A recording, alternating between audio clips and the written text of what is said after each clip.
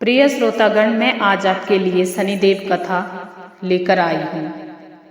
भगवान सूर्य ने देवी संध्या के साथ विवाह किया और 3 बच्चों का जन्म हुआ, वैश्वानर, मनु, यम और यमुना। हालांकि संध्या सूर्य के लिए एक पवित्र पत्नी थी, लेकिन वह सूर्य की चमकदार प्रतिभा और गर्मी को सहन नहीं कर सकी। इसलिए वह सूर्य की प्रतिभा का सामना करने के लिए आवश्यक शक्तियां हासिल करने के लिए तपस्या करने की भी इच्छा रखती थी, या अपने तपस्या के परिणाम स्वरूप हासिल की गई अपनी प्रतिभा को भी आगे बढ़ाना चाहती थी। संध्या ने एक औरत को बनाया और उसका नाम छाया रखा और कहा कि वह सूर्य की पत्नी के रूप में अपनी भूमिका का प्रतिनिधित्व करे और 3 बच्चों की देखभाल भी करे। हालांकि वह सूर्य भगवान के लिए अपनी योजनाओं के किसी के सामने प्रकट नहीं करना चाहती थी, इसलिए वह तपस्या करने के लिए जंगलों में चली गई। चूंकि छाया बहुत साधारण रूप से मिलती जुलती थी, सूर्य भगवान उस पे संदेह नहीं कर सके। छाया के माध्यम से सूर्य भगवान के 3 शिशु हुए थे, जो ये थे मनु, शनि और ताप्ती। इसलिए शनि को सूर्य के पुत्र और यम का भाई भी कहा जाता है।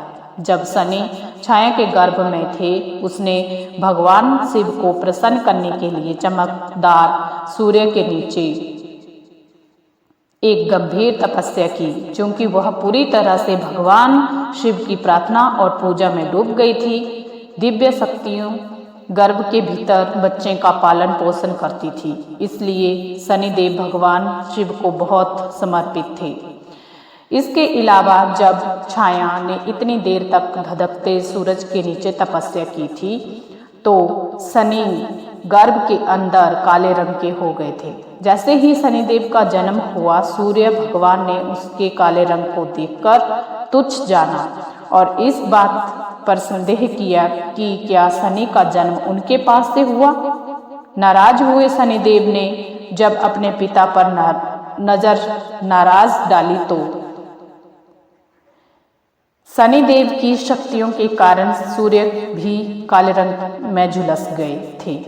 बाद में सूर्य ने अपनी गलती के लिए पश्चाताप किया और भगवान शिव की पूजा की, जिन्होंने बताया कि शनि इतने काले रंग के क्यों हैं। इस बात के पीछे की सच्चाई को जानने के बाद सूर्य भगवान अपने पुत्र शनिदेव के साथ खुश थे और वे एक दूसरे को बेहतर समझने लगे।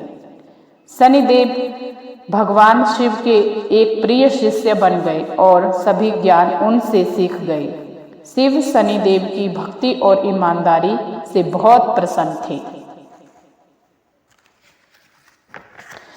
इसलिए उन्हें पृथ्वी पर पैदा हुए जीवन पर उन्हें महत्वपूर्ण ग्रह का स्थान भी दिया।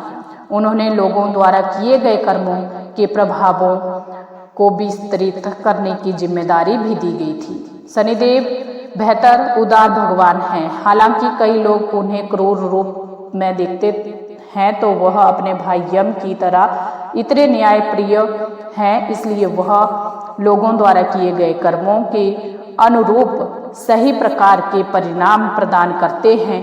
अच्छे कर्मों के साथ शनिदेव की प्रार्थना करने से उनके आशीर्वाद प्राप्त होंगे और पीड़ित लोगों का कर्म भुगतान करना पड़ेगा।